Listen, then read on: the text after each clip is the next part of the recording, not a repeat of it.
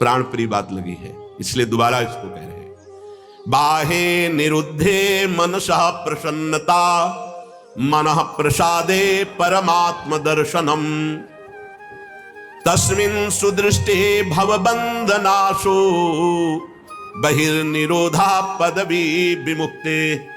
सैकड़ों बार कल से ये श्लोक बार बार चल रहा है। बाहे निरुद्धे मनसा प्रसन्नता। ये उपासक पकड़ क्यों नहीं पा रहा, पकड़ क्यों नहीं पा रहा? कितनी अमृतमयी बात है। एक प्रार्थना हम करना चाहते, सरल भाव से आप समझ लो इसका अर्थ, वो हमारी तरफ से प्रार्थना है। 1 महीने की केवल हमें समय दो, 1 महीने का। आप 1 महीने कोई इच्छा नहीं करेंगे, जैसी सामने परिस्थिति आए उसको भोग लो, इच्छा मत करना। 1 महीने का केवल समय दो।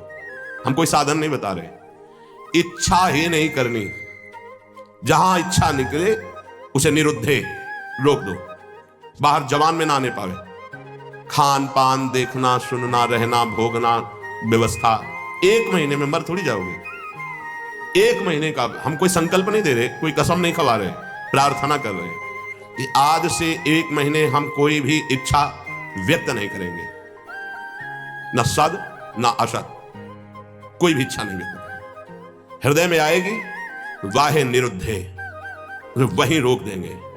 बाहर की इच्छा बाहर, अंदर की इच्छा अंदर, व्यक्त नहीं करेंगे। बताओ, ये अपने घर का सत्संग होता है, ये केवल प्रवचन नहीं है, ये जीवन सुधार है और भगवत प्राप्ति के लिए है। 1 महीने की बात मांग रहे हैं। गृहस्थी में अगर ना कर पावे तो राधे राधे रटे, राधा राधा। लेकिन विरक्त जनों से प्रार्थना 1 महीने केवल, 30 दिन। जबान से आपकी इच्छा व्यक्त नहीं होनी चाहिए, 1 महीने बस। आप देखो कैसा आपको लगता है। जलन होगी पहले, वो बार बार व्यक्त नहीं करना, 1 महीने व्यक्त। परिपक्व अवस्था के प्राप्त महापुरुषों के हृदय में इच्छा ही नहीं प्रकट होती। जाहि न चाहिए कबहू कछु, तुम सन सहज सने, बसहु निरंतरता सुर, सोरावुर निज गे। 1 महीने, ये तो आजीवन की बात होती है महापुरुषों की। महाराज ये रख लो, कभी आपके काम में आएगा, कभी आपको जरूरत पड़ेगी, कभी आपको चाहिए ना। भैया नहीं, हम जरूरत मिटाने के लिए, चाह मिटाने के लिए, काम मिटाने के लिए आए हैं। बढ़ाने की दे रहा है वो उस समय नहीं है क्या? हमारे लिए नई सृष्टि रच देगा। जो सृष्टि में नहीं होगा वो भी वो रच देगा, विश्वास करो। 1 महीने अभ्यास करके देखो, देखेंगे आप लोग, देख लो। इच्छा को होगी, इच्छा, हम ये नहीं कह रहे कि इच्छा नहीं होनी चाहिए, इच्छा होगी पर आप व्यक्त नहीं करोगे। 1 महीने खेल खेल के देखो, गेम है। जीवन मुक्त महापुरुष की स्थिति होती है। देखो एक आपको कथा सुनाते हैं। श्रीमन माधवेंद्रपुरी जी महाराज बहुत बड़े महाभागवत हुए हैं, चैतन्य महाप्रभु के चरित्र में आते हैं। ईश्वरपुरी जी के गुरु श्रीमन माधवेंद्रपुरी, ईश्वरपुरी जो महाप्रभु चैतन्य देव के प्रथम गुरुदेव थे, फिर सन्यास के गुरुदेव भारती जी महाराज जी। तो श्रीमन माधवेंद्रपुरी जी महाराज जब क्षीर चोरा गोपीनाथ जी जो कहे जाते हैं, गोपीनाथ जी के दर्शन करने गए तो वहां शयन के समय कुल्हड़ में बड़ा ही पवित्र और स्वाद युक्त खीर का भोग लगता था। जब ये महिमा सुनी खीर की और भोग लगता देखा तो उनके अंदर इच्छा हुई कि अगर एक कुल्हड़ प्रसादी मिल जाए तो स्वाद लेके हम देख लेंगे कि प्रभु को ऐसा खीर का यहां भोग लगता है तो अपने ठाकुर जी को ऐसा ही खीर का भोग लगाएंगे। जो ही इच्छा जागृत हुई, जलन पैदा हुआ। अरे इच्छा कैसे जागृत हो गई? तो अंदर से विवेक कार्य कर रहा है, बचाने का जलन। ये तो प्रभु के भोग के लिए इच्छा, फिर भी इच्छा कैसे हुई कि मुझे एक कुल्हड़ मिल जाए? तुरंत प्रणाम किया और वहां चल दिए। अब रात्रि का समय आ रहा था तो उसी गांव के किनारे एक वृक्ष के नीचे बार बार ये प्रश्न मन से, तूने इच्छा क्यों कर ली? बार बार उत्तर आता कि प्रभु के भोग के लिए इच्छा की है कि अगर मिल जाता तो स्वाद ले लेते और वैसे ही खीर प्रभु को लगाते अपने। नहीं, फिर भी इच्छा क्यों? बार बार धिक्कार मन को कर रहे थे। इधर महाभागवत की इच्छा भी भगवान बने थे और उसका पोषण भी भगवान करते हैं। जो निरीह जन है, जिनके अंदर इच्छा ही, उनके हृदय में कोई इच्छा प्रकट होती तो लीला प्रकट करने के लिए होती। जो कई कुल्हड़ थे उनमें से एक कुल्हड़ छुपा लिया ठाकुर जी ने अपने वस्त्र के नीचे, घाघरे के नीचे, जो नीचे का वस्त्र उसमें छुपा लिया, और सामने रखे हुए हर भोग के कुल्हड़ उठा करके ले गए। जब शयन कराने गए तो देखा एक कुल्हड़, कहा ये कैसे, यहां कैसे आ गया प्रभु के वस्त्र के? तो प्रभु ने कान में कहा उनके, प्रभु मूर्ति नहीं है, तुम जैसी भावना करोगे वैसे। राधा वल्लभ लाल जी, बिहारी जी सब बात करते हैं, ये किसी मूर्तिकार की रचना नहीं है। हाँ, एक बार मोहनचंद महाप्रभु का चरण छू गया श्री जी के भोग के कटोरे में, तो एक चपत मारी हितजू महाराज ने, प्रभु के पात्र में चरण कैसे छू गया? तो जो राधा वल्लभ लाल जी की सेवा के लिए गए तो कपोल में ऐसे अंगुली बनी, बोले जय जय। तो उनका बालक थे ना, तो जो आपने वो मेरे लगी। बात करते महाप्रभु आचार्य से, बंचंद महाप्रभु जी से, सेवक जी से और प्रेमी जनों से, जो चित्त को बेच दिए हैं प्रभु को, उनसे बात करते हैं। कान में प्रभु अपने सेवक से कही कि मैंने चुराया है श्रीमन माधवेंद्रपुरी जी के लिए, और गांव के बाहर अमुक वृक्ष के नीचे बैठे, ये वहां पहुंचाओ तत्काल। तो बैठे हुए भगवत स्मरण करते हुए बीच बीच में धिक्कार दे रहे थे, इच्छा कैसे जागृत हुई? श्रीमन माधवेंद्रपुरी किसका नाम है? उनका जी दास का नाम। ये गोपीनाथ प्रभु ने आपके लिए खीर का कुल्हड़, खीर का कुल्हड़, हाँ ऐसे नहीं, बड़ी अद्भुत लीला की, भोग लगाया तो एक कुल्हड़ चुरा लिया आपके लिए, और जब शयन कराने गए तब आदेश किया तो लाए। उस दिन से प्रभु का नाम क्षीर चोरा गोपीनाथ हो गया। वो तो चले गए, देखे रात भर रोते रहे प्रभु, खीर तो पाई ही, कुल्हड़ भी पा गए, और उसको जो थोड़ा कुल्हड़ का हिस्सा बांध लिया, रोज प्रसादी रूप से थोड़ा कुल्हड़ पा लिया। कितना आप विचार करो, इस कोटि के जो महामहिम है, वो भगवत संबंधी इच्छा में इतना क्लेशित हो गए। हम तो स्वयं भोग की इच्छा रखते हैं। हम कौन से साधक हैं, कौन से महात्मा हैं, किस मार्ग के पथिक? जरा सिद्धांत को समझो, यहां इच्छाओं का तो जाल लगा हुआ है, और परमार्थ का स्वरूप क्या है? बाहे निरुद्धे, बाह्य रोग दोष, इच्छा को कोई भी इच्छा हृदय में अपना स्थान न बनाने पावे। मनसः प्रसन्नता, तो आपके मन में अखंड प्रसन्नता जागृत होगी। और मनः प्रसादे परमात्म दर्शनम, जब हम बाह्य विषयों का सेवन करते हैं तो मन खिन्न रहता है, नवीन नवीन विषय भोगने के लिए मन में जलन होती है, वही विषयों की तरफ आकर्षित करता है, फिर वही जलाता है, वही संकल्प विकल्प कराता है, थोड़ी देर जलाने के बाद फिर उसी भोग की लालसा करता है। बड़ा बाहे निरुद्धे, रोक दो उसको। देखो इसमें विवेक बल काम करता है। अगर आप सत्संग सुन रहे हैं, शास्त्र स्वाध्याय करते हैं, नाम जप करते हैं, सेवा करते हैं संतों की, ठाकुर जी की, तो आपका विवेक प्रबल हो जाएगा, वो रोक देगा। कितना आनंद! कल से इस श्लोक का चिंतन चल रहा है, इतना कोई इच्छा ही नहीं करनी भाई। ये गृहस्थ जन जो बहुत सी कामनाओं में रत हैं, वो ये नहीं समझ पाएंगे, लेकिन हम विरक्त जनों से प्रार्थना करते हैं, यदि आप कोई इच्छा नहीं करेंगे तो आप बहुत जल्दी जीवन मुक्त हो जाएंगे। इच्छा ही आपके स्वरूप को ढके हुए है, इच्छा ही आपका बंधन है, और निरीह इच्छा रहित ही जीवन मुक्त अवस्था है। 1 महीने का अभ्यास करके देखो। अच्छा 1 महीना बहुत ज्यादा लग रहा हो कि पता नहीं चूक ना हो जाए तो 15 दिन का कर लो।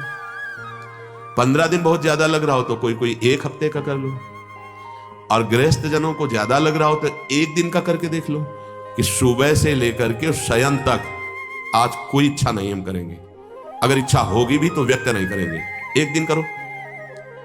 विरक्त के लिए 1 महीना, नए साधक के लिए 15 दिन, बहुत नए साधक के लिए 1 हफ्ता, गृहस्थ के लिए 1 दिन और 1 हफ्ता। देखो ना करके क्या बिगड़ जाएगा। आज सुबह से शाम तक कोई इच्छा प्रकट नहीं करेंगे, हृदय में होगी तो उसको वहीं दबा देंगे, वाणी से नहीं बोलेंगे। देख लो, परमहंस श्री ओंकारानंद सरस्वती जी घर में भिक्षा पाने जब आए तो बच्चे ही थे, किसी कारण से मैया भूल गई नमक डालना सब्जी में। वो पा के गए, पिताश्री आए पाने, देवी अरे सब्जी में तो नमक, अरे भूल गई, क्योंकि छोटे छोटे बच्चों के भूल गई। वो गए, कहा स्वामी जी सब्जी कैसी बनी थी? बोले नारायण नारायण, बहुत सुंदर, परम सात्विक बनी। नहीं स्वामी जी उसमें तो नमक था ही। अरे बेटा, प्राणों का पोषण करना ये नमक है कि नहीं, आप गृहस्थ लोग देखते हो, हमें तो जो प्राणों के पोषण के लिए मिला तो नारायण नारायण नहीं बचा उसमें। बिल्कुल कहीं कोई स्वाद दृष्टि इच्छा ही। एक दिन करके देखो गृहस्थी, और 1 महीने अच्छे साधक, ये जीवन की धारा बदल जाएगी। जीवन की धारा, आप विरक्त हैं, आपके लिए कोई कर्तव्य नहीं, जीवन की धारा बदल जाएगी। बस कट्टरता पूर्वक एक बार इस बात पे आना कि नहीं बोलना, स्वास्थ्य बिगड़ जाए, प्रारब्ध भोग लेंगे, लेकिन हम कहेंगे नहीं। 1 महीने के लिए आपके साथ हम भी हैं। मेरी स्वामी जो पहले से ही उसे देख रही है, इच्छा क्यों? अगर हुई है तो चुप हो जाओ ना, वही इच्छा देने वाली तो वही पूर्ति करने वाली। इच्छा हुई नहीं पूर्ति हुई तो उनका विनोद है, पूर्ति हो गई तो उनका दुलार है। दोनों में हमें पूर्ण ही रहना है, हमें इच्छा नहीं करनी। ठीक है, पकड़ी गई बात। 1 महीना अपने विरक्त जन इच्छा नहीं करेंगे, पक्का नहीं? पक्की बात करो। हाँ नहीं, देखो ना आप, इसमें जीवन मुक्त अवस्था की तरफ कदम है। 1 महीना जीवन मुक्त रहकर फिर आगे का तो अभ्यास पुष्ट ही होगा। 1 महीना कोई इच्छा नहीं, आएंगी परिस्थिति, बस कहना ही तो है, नहीं कहना ही नहीं है, कुछ नहीं कहना। 1 महीना नहीं बोलना है इस विषय पर कि आज हमारी ये इच्छा है, बोलना नहीं। आगे चले, पक्का। और एक दिन आप लोग गृहस्थ जन करके देखो कि आज एक पूरे दिन में कोई कोई आकर के ऐसी प्रतिकूल परिस्थिति करेगा तो फिर आपकी इच्छा जागृत। हमारी इच्छा में देखना, केवल खान पान में नहीं। हमारी इच्छा के विरुद्ध वो बोल रहा है तो हम नाराज हो जाए, नहीं हमारी इच्छा नहीं है तो हम नाराज क्यों होंगे? हमारी इच्छा नहीं अनुकूल बोले तो प्रतिकूल बोल रहा है, मुझे कोई परेशानी नहीं। इसीलिए 1 दिन दिया है, क्योंकि गृहस्थी में बहुत 1 दिन शांत एकदम चुप, अंदर जो आए उसे सह जाओ। और 1 महीने अपने लोग, ये केवल खान पान की इच्छा के अंतर्गत नहीं है, संपूर्ण इच्छाओं के अंतर्गत है। ना लोक की ना परलोक की कोई इच्छा नहीं। हम आएगी हृदय में तो उसको नोट करेंगे, लेकिन बाहर नहीं बोलेंगे। और उस इच्छा की छानबीन करेंगे, ये इच्छा क्यों आई है, किस गलती से आई है, या किस कमी के कारण आई। एक बार पूज्य श्री राधा बाबा भाई जी से कहा कि मिठाई की इच्छा हो जाती है, मीठा देखते ही अधिक पा लेते हैं, क्या अभी ब्रह्मबोध नहीं हुआ, क्या मेरे बोध में कमी रह गई? भाई जी ने कहा नहीं। तो उनका फिर इच्छा क्यों? उनका शरीर में कमी है, आप जिस पदार्थ की, उस शरीर मांगेगा, उसको दे देना है। आप कहीं लेने तो जाते नहीं, यदि आ जाता है सामने तो आप उसे पा लेते हैं। तो इस शरीर की आवश्यकता है, ना कि आपकी आवश्यकता है। बोले हाँ, बहुत दिन से प्रश्न चल रहा था कि मीठा देखते ही और मीठा पाने में उधर ही अधिक प्रियता है, तो इसका मतलब इच्छा हमारी है। तो उनका नहीं, आपकी नहीं, शरीर की आवश्यकता है, ऐसा वहां उत्तर दिया। पर अपने को 1 महीना शरीर की आवश्यकता भी होगी नहीं मांगेंगे, जो जैसी व्यवस्था उसमें शांत, इच्छा नहीं करेंगे। बाहे निरुद्धे मनसः प्रसन्नता, बड़ी मन में प्रसन्नता होगी। ये जो प्रसन्नता है भगवत प्राप्ति कराने वाली होगी। हमारी प्रसन्नता को क्षीण करती रहती इच्छा। इच्छा ही बंधन है और निरीक्षा ही मोक्ष पदवी है। कोई इच्छा, चाह मिटी, चिंता मिटी, मनुआ बेपरवाह, जिनको कछु न चाहिए वो साहन के साथ। 1 महीना का अनुष्ठान है। लोग कहते हैं ना कि ये फलाहार का अनुष्ठान, इसका अनुष्ठान, 1 महीना का अनुष्ठान इच्छा नहीं करेंगे। जो हमारी दिनचर्या वो चल रही है, कोई इच्छा नहीं। हमें परिक्रमा लगाने जाना, इच्छा हुई, हम इसे भी रुक, नसात नासत।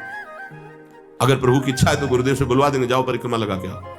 आज से 1 महीने तक कोई भी इच्छा, सत या असत, किसी भी इच्छा को हम बाहर व्यक्त नहीं करेंगे।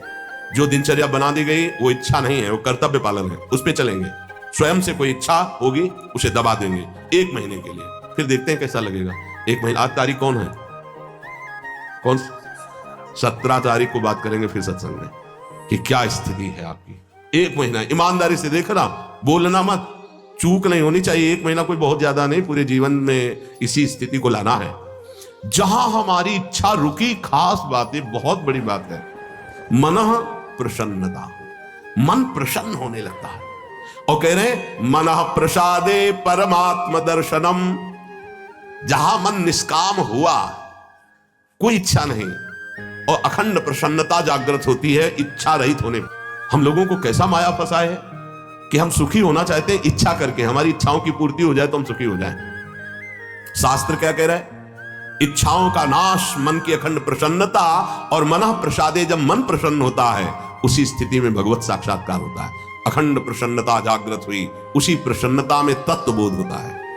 मनः प्रसादे परमात्म दर्शनम, तस्मिन् सुदृष्टे भवबंधनासो बहिर्निरोधः पदवी विमुक्ति।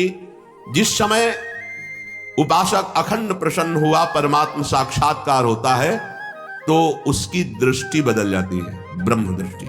सर्वम खलमिदं ब्रह्म, वो सब जगह ब्रह्म का दर्शन, भगवत दर्शन करता है। यही संसार बंधन का नाश हो जाता है, यही परम पद है, उस परम पद में आरूढ़ हो जाता है। कोई इच्छा नहीं, कोई चाह नहीं, ये जीवन गुरुदेव को समर्पित, प्रभु को समर्पित, जैसे चलावे, स्वयं निरंतर भगवदाकार दृष्टि, परमात्म दर्शन, परमानंद का अनुभव, दुख का लेश नहीं।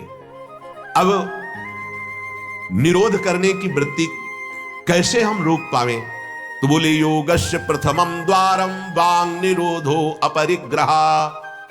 पहले वाणी को रोक दो, उचित बोलो, केवल जितना शास्त्र सम्मत बोल सकते हो उतना बोलो, अन्यथा मौन रहो। नाम कीर्तन, वाणी गायन, पहला योगस्य प्रथमम द्वारम, कल चर्चा हुई थी। दूसरा अपरिग्रह, कोई भी चीज अपने पास ऐसी न रखी जाए जो हमारी इच्छाओं का वर्धन कर दे।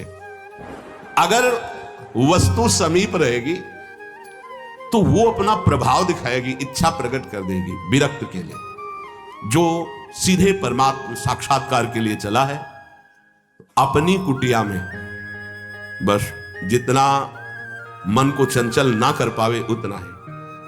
महापुरुषों ने सदैव ऐसा ही किया। गुरुदेव भगवान की आज्ञा से तेहरा से सुबह 7 और 8 के बीच में जाके चून मांग लाते। उसी चून की जो बाजार गए, सब्जी मंडी से घूमे आए, जो उनकी झोली में डाल दिया, वो सब्जी बना ली, नहीं तो 2 रोटी बन गई। महाराज जी उसी गुरुदेव भगवान को देखा। महापुरुषों ने भगवत प्राप्ति के लिए इच्छाओं का दमन किया, इच्छाओं का नाश किया। देखो अब क्या होता है, अपने लोग बड़े बहाने से अपनी वासना का पोषण करने लगते हैं।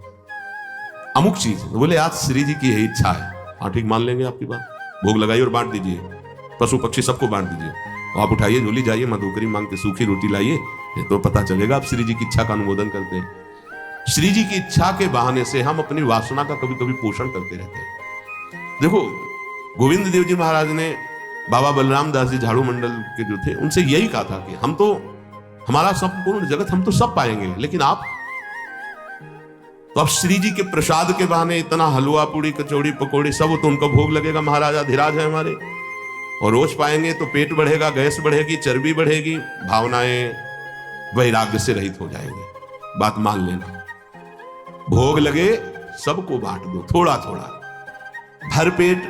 अपने यहां जैसे जाते हैं साधक तेहरा से 100-250 जो भी रोटी मिलती है इकट्ठे मांग के लाते हैं, फिर पाते हैं, वही उदर भरो माधुकरी से, रूखे सूखे से भोग लगाओ, रोज भोग लगाओ और उसे बांट दो। इतना इतना अगर तो कोई, हम माधुकरी से अपना अगर, या प्रभु को जो प्रसाद भोग लगा है उसमें से सूखा और जो अच्छा अच्छा पदार्थ है वो और सबको, पशु पक्षी भी तो वृंदावन के संत हैं, बांट दिया। एक बार पंडित रामकृष्ण बाबा राधा रमन जी गए तो दोना भर करके सब मिठाई का प्रसाद।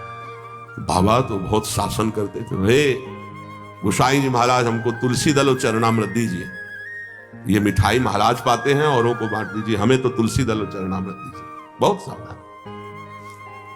गुरुजन जो हमारे आचरण करते हैं हमको वैसा चलना पड़ेगा।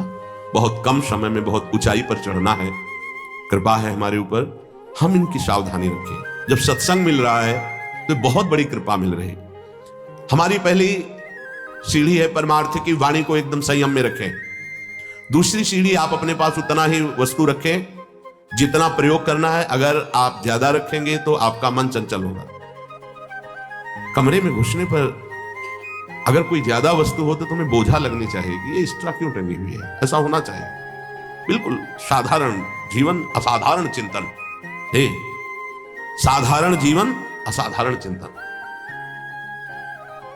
कमरे में आप अगर चले जाएंगे जिस कुटिया में श्री जी इस शरीर को रख रहे हैं, राधा राधा राधा राधा राधा राधा राधा, ये जितने राधा नाम मिलते ना सब राधा, ये प्रसादी ये प्रसादी ये प्रसादी, ये ग्रंथ ये ग्रंथ, ये छवि बस, और आपको दूसरी वस्तु कमरे में नहीं, जिधर डालो तो बस राधा राधा राधा राधा राधा।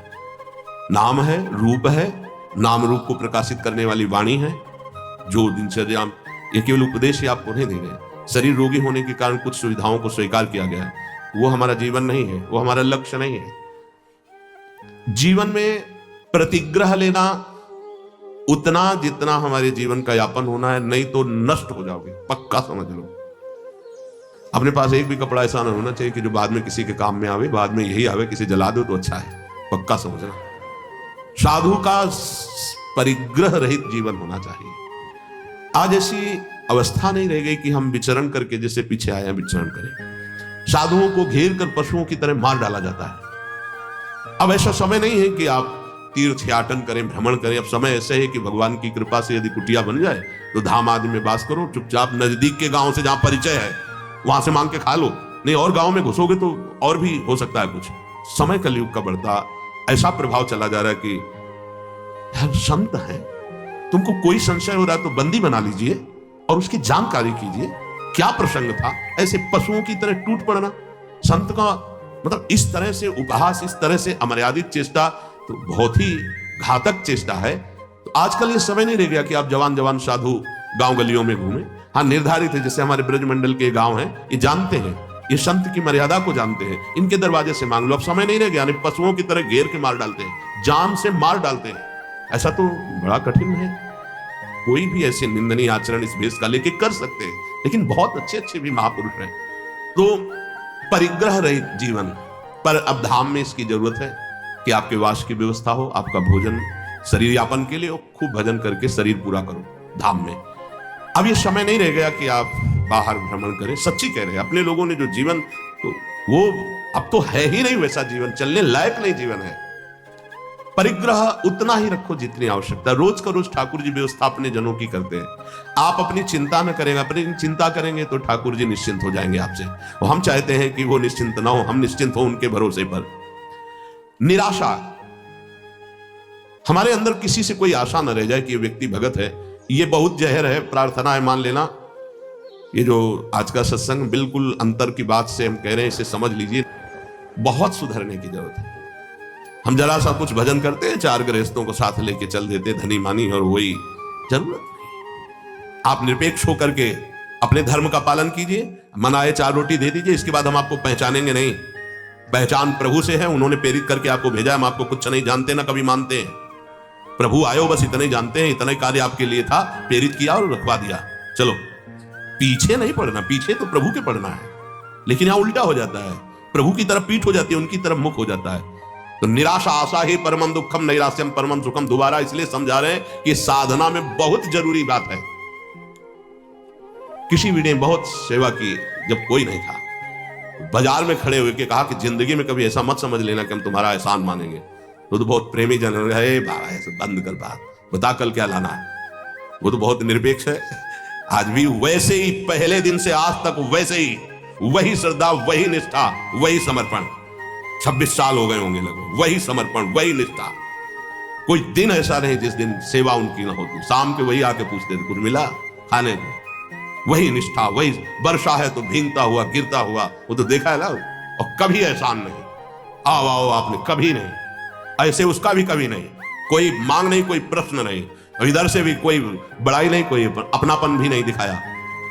ये तब ऐसे चलता है। निराशा, एकमात्र श्री जी से आशा। ये देख लो, अंदर किसी से भी आशा नहीं होनी चाहिए। आशा हम प्रभु से प्राप्त करने की, क्या आपके चरणों का प्रेम, आपके नाम का प्रेम, कोई आशा ही ना रह जाए। ऐसी आशा आपसे आशा है कि कोई आशा ही ना रह जाए, हमें ऐसी स्थिति प्रदान करें। चौथा, निरीहा, इच्छा ही ना रह जाए, जिसके लिए आज कहा है कि 1 महीने के लिए देख लीजिएगा। और नित्य में एकांतशीलता, एकांत में जब हो तो बड़े संयम से रहें। एकांत आपका गंदा नहीं होना चाहिए। बड़े शीलवान, बड़े धैर्यवान, बड़े तितिक्षु, बड़े इंद्रिय संयमी नहीं। बड़े बड़ों का एकांत खराब हो जाता है। समाज तो सबका ठीक रहता है, एकांत खराब हो जाता है। समाज में त्रुटि हो जाएगी तो निंदा होगी, ठीक हो जाओगे। एकांत में त्रुटि होगी तो तुम्हारा अध्यात्म नष्ट हो जाएगा अंदर का। एकांत स्थित इंद्रियों परमणे हेतुर्दमश्चेतसः। अय उपासक, एकांत सेवन में सावधान रहना, तुम्हारी इंद्रिया और मन तुम पे हावी होंगे। इसलिए इंद्रिय और मन का दमन कर देना, इंद्रिय और मन के गुलाम मत बन जाना। ये एकांत का है, ये जरूर सुधारो। एकांत में देख लीजिएगा अय उपासक, एकांत में इंद्रिय और मन तुम पर शासन करेगा, तुम्हें गुलाम बनाने की चेष्टा करेगा। उस समय तुम अपनी इंद्रिय और मन का दमन करो। बिल्कुल उनकी बात नहीं मानना जो धर्म विरुद्ध हो। जो ही तुमने इंद्रिय दमन किया तो हेतुर्दमश्चेतसः, तुम्हारा चित्त अर्थात मन दमन करने के कारण निर्वासनिक हो जाएगा। यह थोड़ा कठिन है समझना। जब हम मन और इंद्रियों की मांगी हुई वस्तु नहीं देते तो हमें जलाता है, एक अशांति पैदा हो जाती है। तब होता है यार दे दो, शांत हो जाएगा। ये बहुत घातक बात है। जो इंद्री मन मांगा और हमें अशांत किया ना देने पर हम उसको शांति प्रदान करने के लिए देने लगे, अब आपका परमार्थ मार्ग लुट जाएगा। ये बहुत गंभीरता से समझो, यहां हमसे बहुत चूक होती है। यदि हमने जो मन और इंद्री ने मांगा नहीं दिया, उनका निरोध कर दिया, तो निरोध से वासना का नाश हुआ। वासना का नष्ट होना ही तस्मात् चित्त निरोध एव सततम कार्यम प्रयत्ना मुने। इसलिए मुनि का एक ही प्रयत्न होना चाहिए कि मन और इंद्रियों की मांगी हुई मांग को पूरी ना की जाए।